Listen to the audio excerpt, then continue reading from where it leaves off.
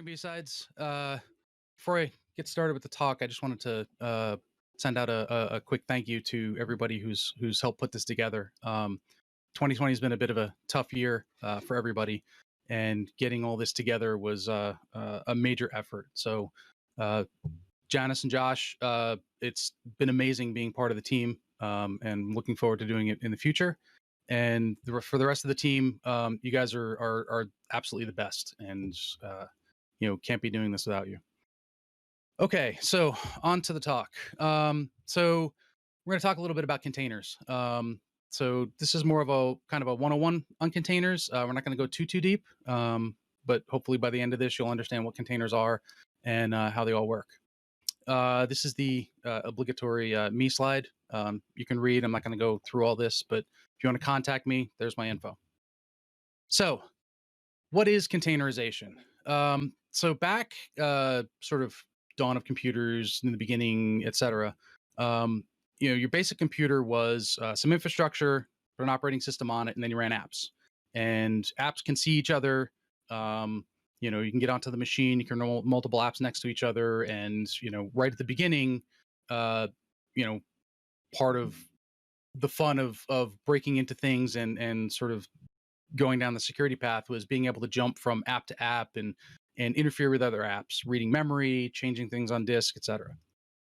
One of the problems with normal computing like that is that we have these super powerful machines that can do all this stuff, and we put an app on it and we realize, oh wait, we want to secure this and we don't want other things to use this. So now we have this super expensive, super powerful machine running this small little app that doesn't really utilize much of the power of the machine. So we started looking into things on how to better use the resources we had, and they came up with virtualization. So the center of this slide here is sort of a look at what virtualization is. So instead of your host operating system, you have instead something called a hypervisor. And what a hypervisor does is it creates a virtual environment, kind of emulates the CPU. Memory's still there, devices are still there, but what you see inside of a virtual machine isn't necessarily what the actual hardware is for that machine. So inside of a virtual machine, you're going to install the full guest OS, whether it's Windows or Linux or whatever, and then you get your application on top of that. So now we have the ability to build these virtual machines that we can run multiple on the same hardware, and they're all sort of isolated away from each other. And that's great and wonderful. But now we run into an issue where these guest OSs, it's the whole operating system every time. So it's all several gigs of Linux or Windows or whatever you're running. And these images that you're creating for the virtual machines are pretty large, and they're not the most portable things in the world. Now, companies like VMware have done a lot of work to make these be able to transport these between machines, but a lot of that system depends on super high speed connections between the machines so that they can transmit all that data back and forth. So over the years, and this technology isn't exactly new, but over the years, we've had a lot of different advances in sections of operating systems with being able to isolate processes or memory, et cetera. And in the past couple of years, they've sort of put all this together and come up with this basic premises of containerization. And what a container is, well, we'll talk about a container in a minute, but what containerization is similar to what a virtual machine is, but also trying to keep the speed and the small footprint of a base system, running things on bare metal. So in a container, you still have that host operating system like you do with a regular machine.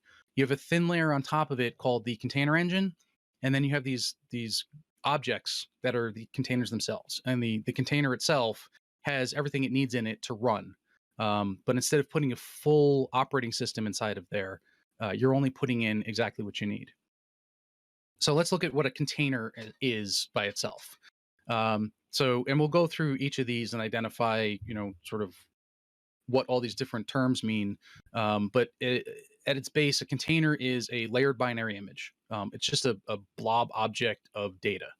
Uh, Containers are isolated. They're kind of sandboxed away from other containers and from the host. There's exceptions to this. Sometimes you want the container to be able to talk to the host. Sometimes you want containers to be able to talk to each other. And there's different techniques for that. Containers are portable. And by portable, we mean being able to move, to transmit them to multiple machines, across the same OS, but being able to move them at a moment's notice. So one of the big things about containerization and running things like Kubernetes and Docker and all these different orchestrators is you can run it across a whole bunch of different machines, and if one goes down, it just pops up somewhere else. You can do this with virtual machines as well, but there's a lot more heavy lifting there and a lot more resources needed to do that. Containers are cross-platform, sort of. And by cross-platform, I mean you can take a container that is built for Linux, and you can run it on a Windows box or a Mac. There's definite exceptions here. There's bits and problems, etc. And containers are secure. And it wouldn't be a security conference if we didn't say that that's not entirely true. So, layers. When I say containers are built in layers, a layer is basically a thin slice of an image. So we start with a base image at the bottom, which is kind of a complete running container. And then the layers that are on top of it are differences between the layer before it and the current layer. So your base image may be something like Alpine, which is a common distribution that's used for containers. And layer 1 might be installing SSH, and layer 2 might be putting a config file in for SSH. And layers can include things like metadata, labels, and descriptions, etc. Layers are chained together. So each layer depends on the layer before it, and the whole thing is put together using what's called a union file system. So all the layers, the specifics of this are a bit technical, but basically it kind of smashes all the layers together, flattens them, and it looks to the end user like you're on a single system with your normal mount points and binaries and libraries and everything else. In actuality, you're sort of jumping between layers on disk. Layers are cached, meaning that when you update a container, you may have the first 5 or 6 layers of that container already. And the only thing that's changed is the last couple. So you're only going to download those last couple layers. The first layers just stay in place. And those first layers may be used for a dozen different containers across your system. So one of the optimizations that you can make when you're running a container system is all the containers that you build and you use, try to use the same base image. Try to use, make sure that the first couple of layers, which are usually the thickest layers, they're usually the biggest because they have the most, the operating system, or the bits of the operating system you need are there. But if you have if you layer it the right way, you have all of your common components at the bottom, you don't ever really have to update that long term. You update it for security, obviously, but every time you update your application, you don't necessarily have to update those base layers. And of course, you won't download the same layer twice. So if we look at a traditional VM, and they've done deduping and some other stuff with this, but traditionally, when you have a VM, every single VM, it's the whole big, huge blob. So if you have a 50 gig VM, you've got 10 of them. Even if there's only very slight differences between them, you're using up 500 gigs of data just for that. If you have, and containers are much smaller, but if you have, 50 different containers and they're all using the same base layers, you may only have, a total of, 10 or 15 gig of data, and doing the same thing that all those VMs are. Layers are immutable. And this is sort of a weird, a weird thing to say, because once you start running a container, you'll see that you can change things when you're inside the container. You can erase things and you can create new things. What's happening there is the only layer that you're changing is that very last layer, that writable container.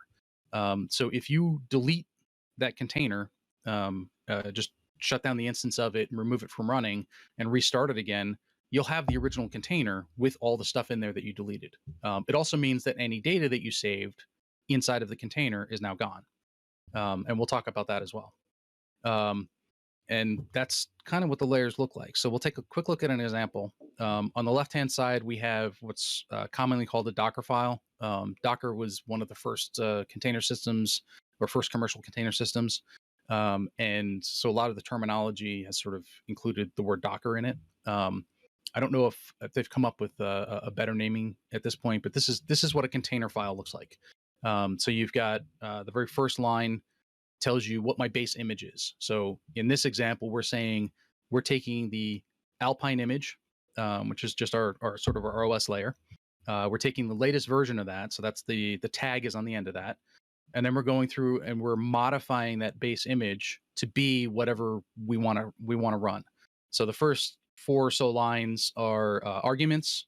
There's a maintainer tag. So this is just metadata that's inside the system. And then we get to a run line. So that run line, and to be clear, the arg line, the maintainer, and label lines also create layers, but they're 0-byte layers. So that's just a metadata change. So there's really nothing there to show in the image. The first real changed layer that you see is that run line. APK is the package management tool that you use in Alpine. And all we're doing here is adding 2 packages, OpenSSH and Shadow. So we sort of chain together a couple things. This is one of the tricks that you can use with containers to sort of keep the number of layers down, is to chain things together in it's just a bash command. So we're installing the installing OpenSSH and Shadow. We're creating a directory and we're removing the default keys. Then we copy our config in.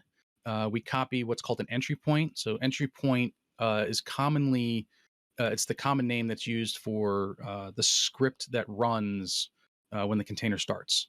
So we copy in the entry point. We're exposing port 22. Again, that's kind of a metadata thing, so I'm not really showing it.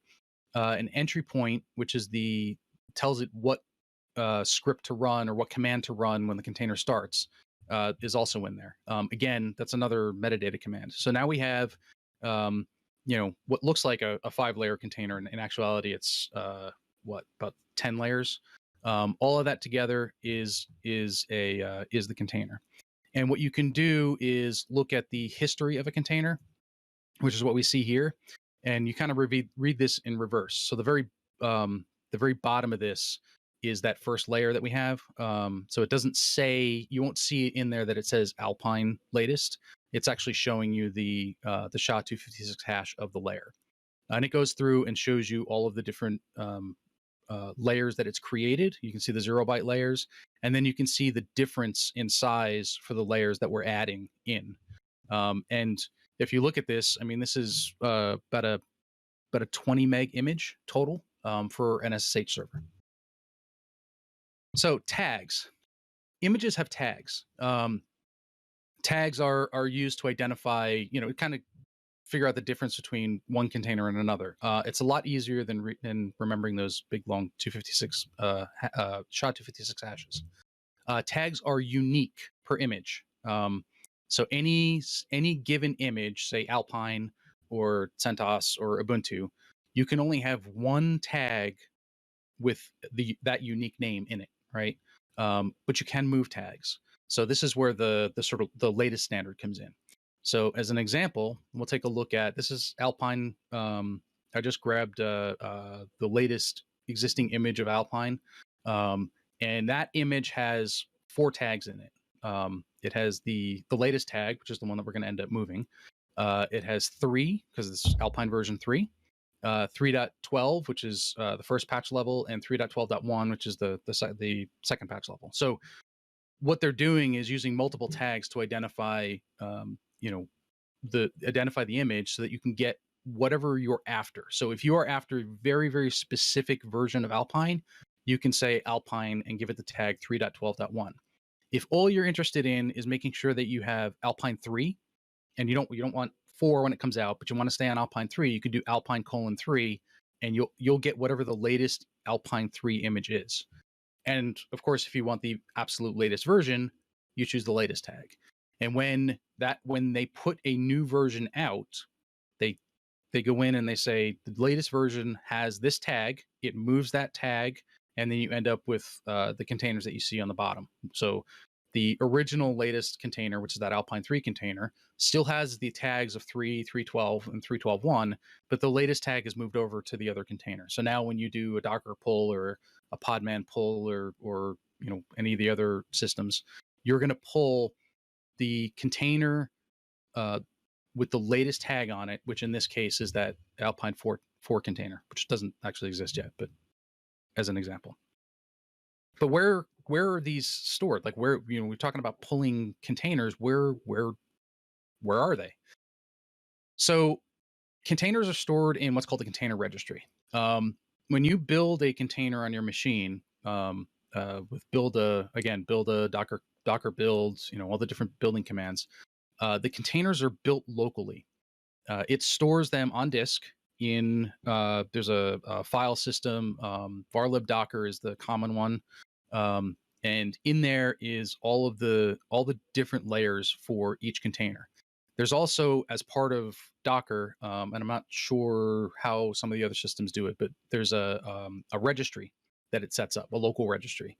It's only available locally. You can't get to it remotely by default.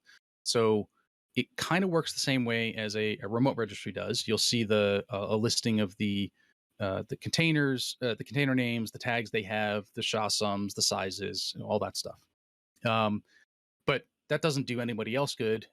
We want to be able to share containers with other people or have them in some central place for all of our servers to be able to get to. So you can push containers to a remote registry. Remote registries can be authenticated. There's definitely some security in there. Could be better. Internal registries are usually quite protected because some containers that are built have secrets in them or have specific configurations for the network you're on. Not the best practice in the world, but that's how a lot of people are building them. So the registry itself stores the layers. So you've got the actual files that represent each of the layers. Which is just basically a binary directory and some binary files. It also has a manifest, which is a JSON file, and that JSON file lists all the layers of your container, the hashes for those different layers, so that it can authenticate or can verify that it has the correct layers, the tags for that container, as well as a bunch of other info.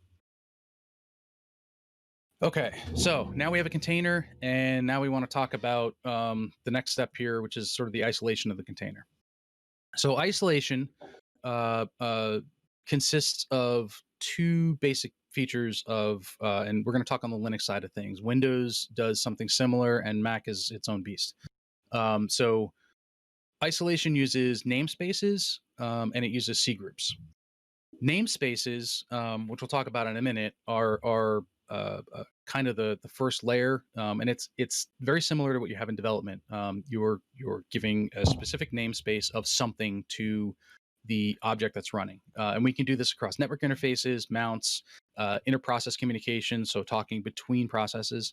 UTS, which is an old I forget what it stands for, but it's sort of an old original Unix thing, where that's the host name and the now defunct NIST domain, as well as the user and the process IDs. So what is a namespace? Very simply, namespace is mapping from one object to another. So what I've shown here is the user PID namespace. So what we're doing is, if you look on the left, this is inside of the container. So if we look at all the processes that are running inside the container, there's a whole whopping 5 of them. And if you're familiar with Linux systems, you'll notice that there's a whole bunch of things missing. Like where's init or systemd or any of the kernel threads or any of the normal stuff that you see in a Linux system. And the answer is that it doesn't need those. It's not part of the container because the container isn't running the host system. So it masks it away.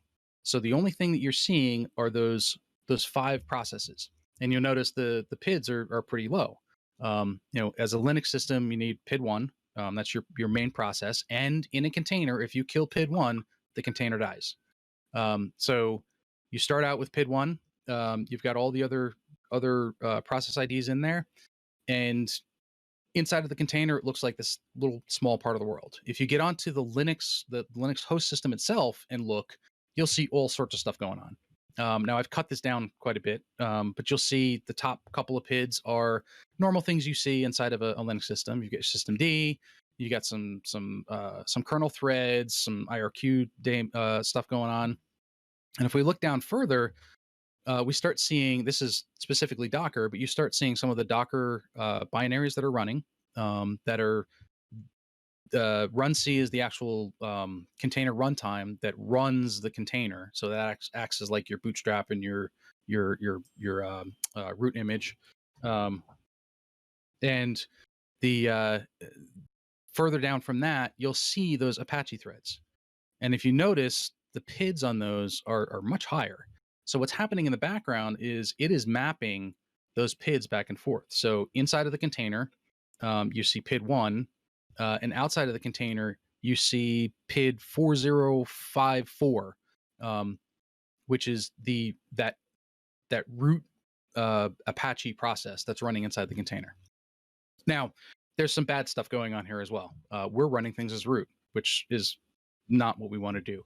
Unfortunately, a lot of default containers, stuff that's out there that's been built, all uses root for everything. You can actually go into the container and tell it to use different users and map them to different things. If you look, user 33, which is the one underneath root, on the host system is actually mapped to www data inside of the container. So it does user mappings as well. So this is what the namespaces do. So you've got the view inside and the view outside. This happens for network interfaces. This happens for various different resources that you have between the host and the container. The second part of isolation is C groups. C groups is easy to understand, a little bit harder to sort of put into practice. It's kind of like black magic, but it's pretty neat. So C groups allows you to limit the CPU and the memory for any given group of processes. By default, inside of a container system, you pretty much have access to everything. But one of the nice things is like you can go into a container and you can say, running say an Nginx container. We don't need that much memory, and we certainly don't need that much CPU. So we're going to give it, a tenth of the CPU. We'll reserve a way for it, and we'll give it a max of, a gig of memory. And this allows us to run multiple containers on the system and not have any single container sort of overpower the system and take away resources from everything else. It's all built in, all behind the scenes in all the different container runtimes. So when you use something like Docker, you don't have to know all the black magic commands to set up namespaces and C groups. It's all a single command. It does it for you. Containers are portable. We already talked about building the container, putting it in a repository, and then putting it into a remote repository. So the idea is that you can build a container once and you can deploy it multiple times. So we've got this container that we built that's our Nginx proxy, and we've got 5 boxes or 5 VMs or whatever we're using that are our front end Docker systems or our front end container systems that we want to run a proxy on. And the nice part about proxies, for the most part, the nice part about proxies is that they're stateless. So we can run the same container across all of them. There's no real store other than logs. There's no real storage we have to worry about. So we can take that container, build it once, run it on all of them when we know that every single system is running the exact same container. So we've got a pristine environment. All the, we can still modify the configurations, but all across all those machines, everything is running exactly the same. So if we've tested that container in whatever environment we're in, we know wherever we run that container, it should run the exact same way. You can do things like replicas. So Docker with Docker Swarm, Kubernetes, Nomad, and some of the others have the ability to, like, they're clustered container systems. So you can go and deploy a container once and say, hey, run this Nginx container. We want to make sure that there's 5 replicas running at all times. and it will spin up 5 copies of that container. So all of them are running across there, across the system. If there is a failure of some sort, whether something inside the container fails and the container crashes, or the entire system fails, and it depends on the orchestrator, but the system will automatically restart a new copy of that container up to the number of replicas that you have given it.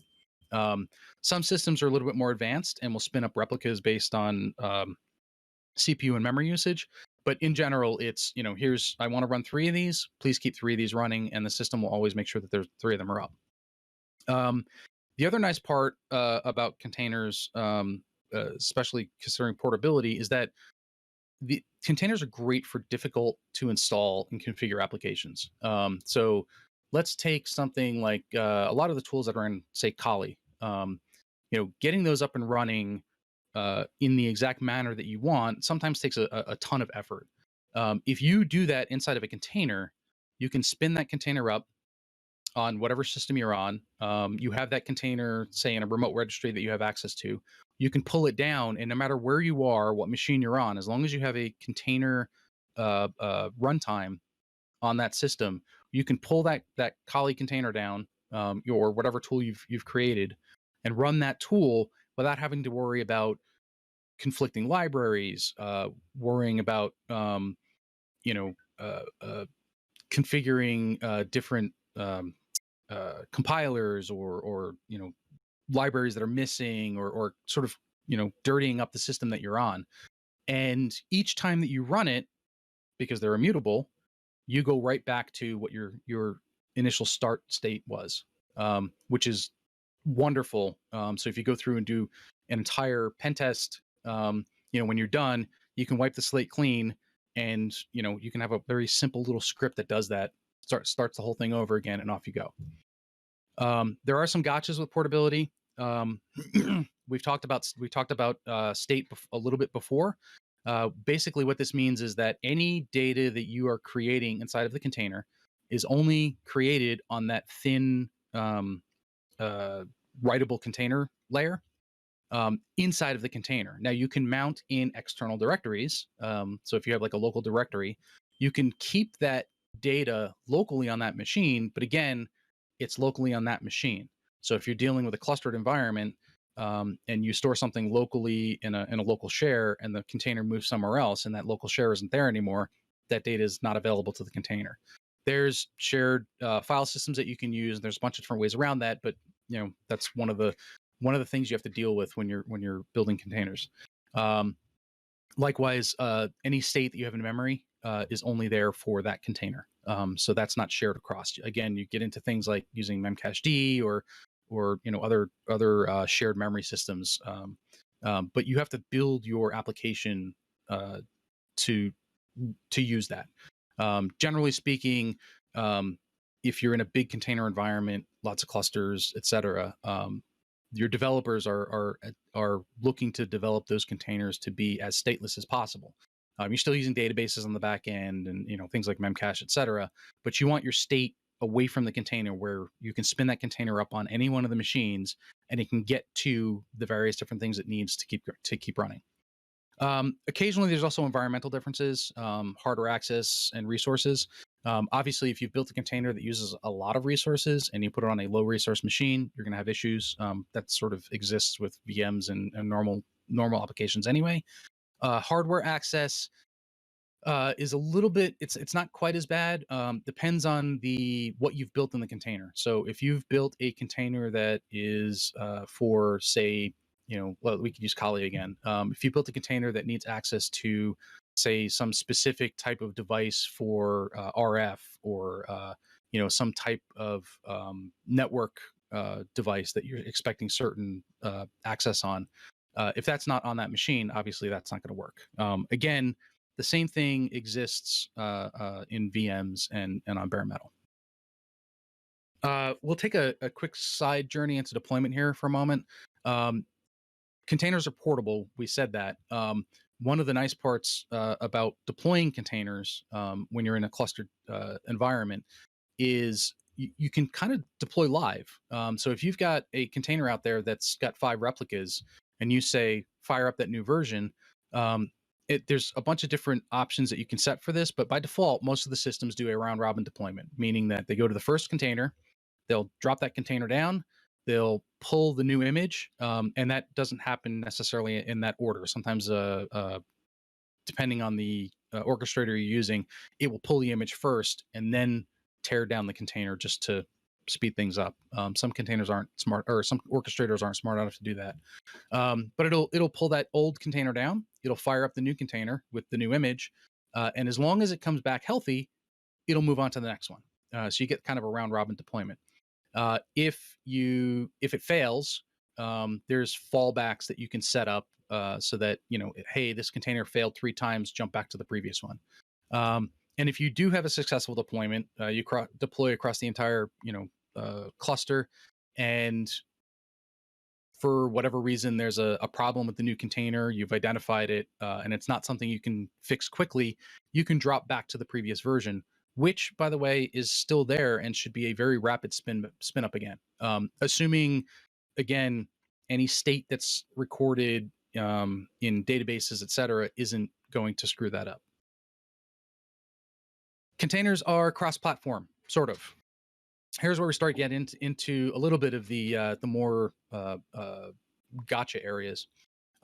In general, Linux containers are pretty portable, pretty cross-platform across Mac, Linux, Windows. They work across, as long as you have the proper processor family in the machine.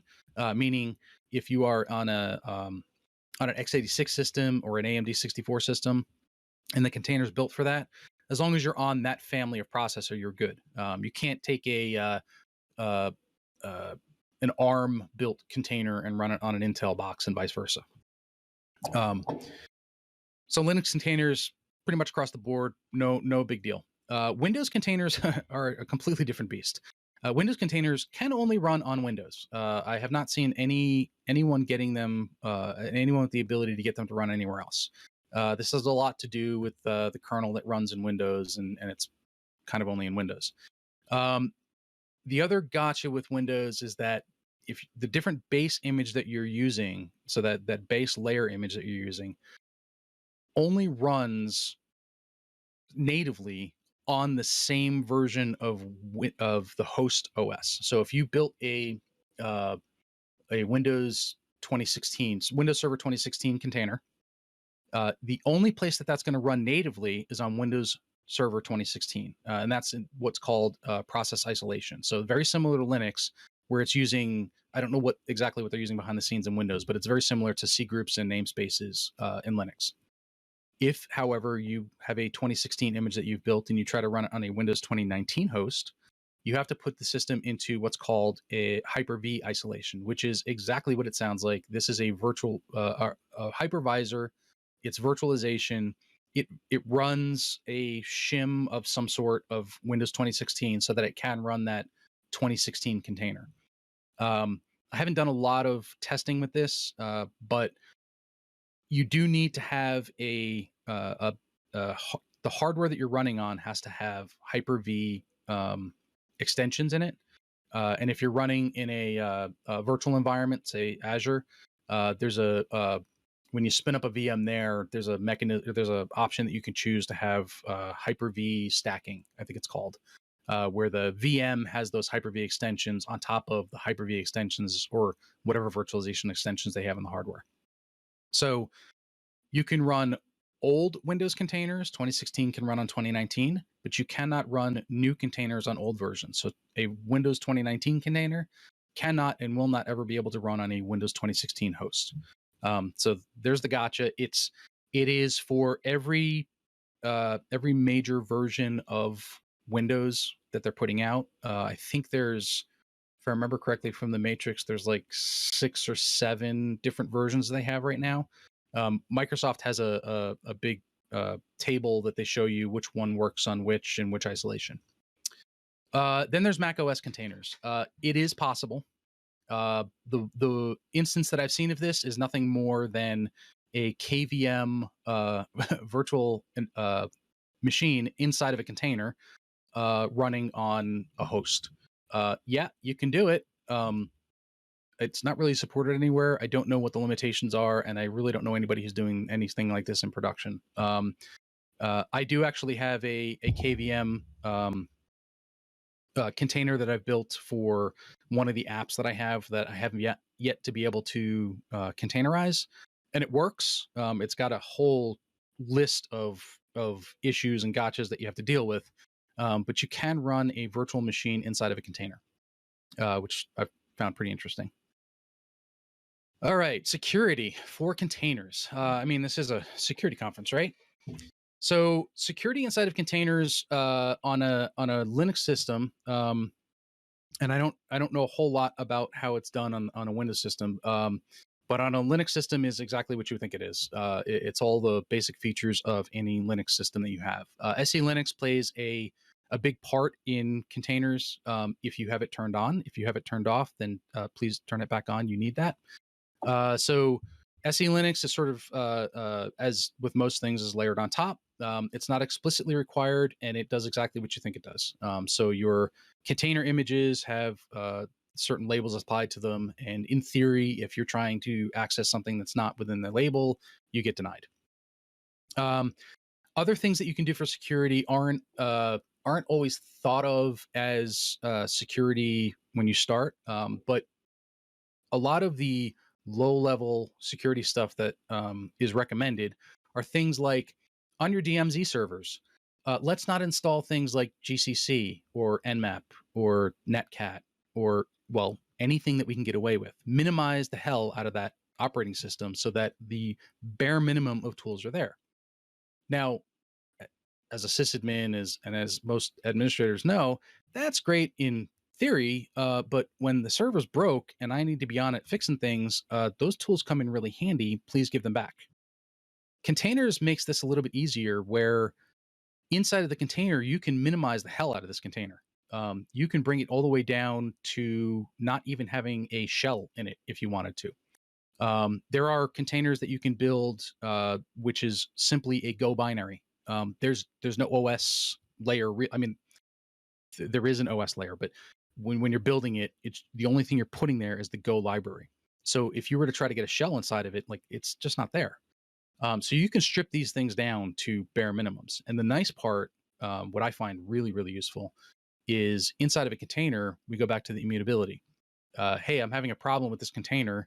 I get on the console and get into the container, or yeah, that's it. It's the only way to get in there. Please don't put SSH inside your containers. If you get into the container and you go, well, I can't really see what's going on. I really need, I need Netcat and I need Nmap, and a TCP dump would be really great. Okay, great. Run the commands to install those. Okay, they're installed. Use them. All done with that. Okay, we figured out what the problem is. Great. Kill the container, restart it. Poof, all those tools are gone.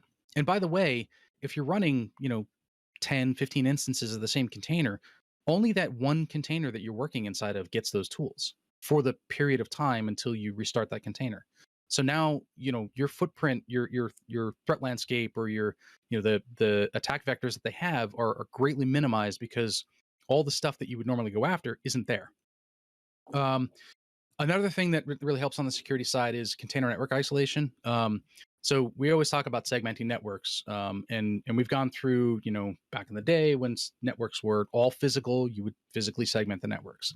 Then we got to virtual machines and virtual environments, and now we're virtually segmenting networks. With containers, to my knowledge, all of the container major orchestrators and the container runtimes have, it's not quite a virtual network, except it is a virtual network, where on the system itself, you can go through and create different sub networks. So you can subnet the entire system, and you can have I mean, don't do this because you want different machines for this, but you could have a DMZ network, and you could have a database network, and you could have a back end network, and they're all isolated away from each other on the network itself. And you can, depending on which orchestrator you have, you can actually put in different tools that'll put in firewalls, or different policy sets that you can use to control what traffic is going where. So you can actually isolate the networks apart. So even if somebody were to break into the container and they go, "Oh, great, I'm in the container. Let me see what's here." There's nothing for them to look at because they're in a network that doesn't have anything else in it. And we talked about immutability a dozen times now. One, I talked to a guy who had been doing containers for a while, ran a big edge mesh uh, network, like a kind of like a CDN type setup. And one of the things that he created or that they did was what they called the clean slate protocol. Um, and they had a standing, effectively a cron job that at midnight every night it would completely destroy the entire container environment. In steps. It would pull down all of the containers, delete everything that was there, and rebuild the entire system. Redeploy everything. And it probably took a couple minutes per region or per environment they were doing. But the theory was that even if somebody gained a foothold in the network, in their container network during the day, the act of cleaning the slate kick them out, and they would have to go through all the steps that they did to get back into the system again. It made sure that everything was clean. There's benefits for security. There's benefits for making sure that your apps are not running for long periods of time. I know we all used to jump up and down when our Linux boxes had massive runtimes, but we want to make sure that these containers are up and running and in pristine condition. So if you can nuke them and restart them and have a more stable system that way, go for it. So how do we make all of this work together? It's easy on your local machine to spin up a handful of containers to do whatever. I want to run a web server. I'm a developer and I want to run this container of this thing that I wrote just to try it locally. But when you're talking at scale, when you're talking about a dozen servers or 100 servers or 1,000 servers, we're talking about cattle. We're not talking about pets anymore. And we don't know the names of our cattle. They're just numbers. So how do we manage all of this madness? And that's through a bunch of tools called orchestration tools. So I've got kind of the big ones here. So Docker Swarm is sort of the original, Docker is kind of the original commercial one. Docker Swarm is their clustered version. It's very, very simple to get up and running. It's very simple to use. It works fairly well. It's all but deprecated at this point. It doesn't have all the bells and whistles of the newer stuff. And hasn't really been a whole ton of movement on it in the past year and a half, 2 years. So, it's kind of with Docker, the company being split apart the way it has, it's kind of going away. The other big one that everybody sees, that everybody jumps up and down about, is Kubernetes. Kubernetes came out of Google. It's an open source product. It is based on Google's internal orchestration system that they call Borg. Kubernetes is a monster. It is complicated. It is arguably resource heavy. It is not something that your average person spins up in their basement for fun. Now there are those people. They exist. But Kubernetes is a full-time job. This is not for the faint of heart. There's another one, a little bit lesser known, from a company called HashiCorp. It's called Nomad. So HashiCorp is kind of famous for their Vault product, which is a secret storage product. They've also have something called Console, which is a service discovery system, and it also do some service mesh stuff. And they have a bunch of other stuff that's been coming out lately. Nomad is a fairly lightweight orchestration system that has an enormous scale. They argue they can scale better than Kubernetes. I haven't seen that in practice, but there are some big places that use it. And Nomad is pretty simple. It's a single binary you put on the system, and it just does the orchestration. It runs using the same RAF protocols that Console and Vault and all the others use, and it is cross-platform. It runs on Windows, Linux, and Mac. So you can do and because of that, it runs, it's identical commands to run across all the systems. So you can run entire clusters with this. And it is, if I understand, I'm still learning a little bit about Nomad, but if I understand correctly, it is relatively easy to set this up to run across regions, as well as across cloud providers. The local areas need like 10 milliseconds or something of time, where it of latency and rather between the masters so they can do things. But there's ways to put it into modes that allow longer stuff. And the last one is Marathon. Marathon was sort of I believe it was out before Kubernetes. It was intended to be the big, we're going to crush Docker and this is what you're going to run big systems on. It's based on the Apache Mesos project. And while I love Apache, it seems like all of their products that they come out with are incredibly complex. I don't know how much Marathon is out there anymore. It hasn't been updated in a while. It's been over a year at this point. And I'm not sure how much it's used. 5 years ago, it was the big thing. It was going to win the world over, and then Kubernetes came in and kind of stole its lunch. So those are the big orchestration tools. There's a ton to go into on all of them, but that gets you kind of started in which direction to look at. So to summarize, containerization. So we're looking at small footprints, which is great because they're small, they're easy to manage, move them around all you want.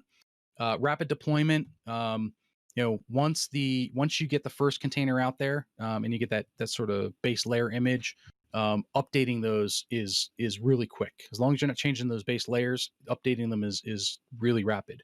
And even if you are changing the base layers, again, containers have small footprints. Please stop deploying full Ubuntu OS containers that are gig in size. You don't need that. You can get an Ubuntu container down to a couple tens of megs, or use something like Alpine that's literally 3 megs and has everything you need.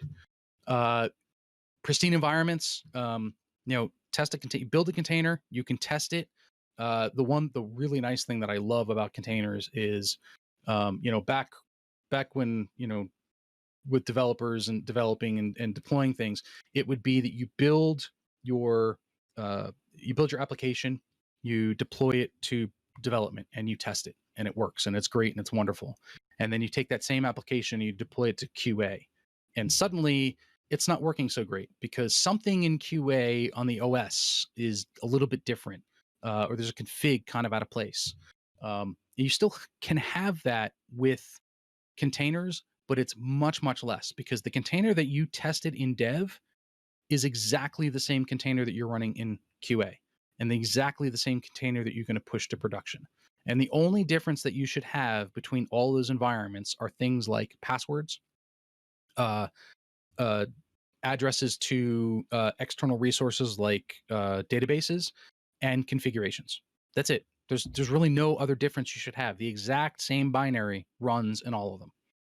And once you test it, it should test clean everywhere else. So rapid deployments with a pristine environment make things much smoother to deploy. Containers are immutable. If you screw up, get in there, mess around with it, screw up the container, kill it and restart it, poof, you're back to start. It's wonderful. They are relatively secure. Containers are new. Kubernetes is still new. There's going to be, like any new thing, there's going to be a lot of exploits found, just like there was with virtual machines, just like there it continues to be with bare metal systems. But they're secure. They're designed to be secure. And while you can break out of them, and there are ways around systems, if you build it the right way and you put your base level security in place on your hosts and in your containers, you're kind of ahead of the crowd. They're portable. We've talked about that to death, and CI/CD friendly. Building a continuous integration, continuous deployment workflow for a container is brilliantly simple because once you move it to that first environment, moving it to the other environments is exactly the same. So whereas it would take dozens of commands to get things into the dev environment, and then all sorts of changes to those commands to get into the QA environment, these days I'm finding that I can do deployment to each environment using a single command, and it works exactly the same. The only thing I'm doing is changing the destination for that container. It's great.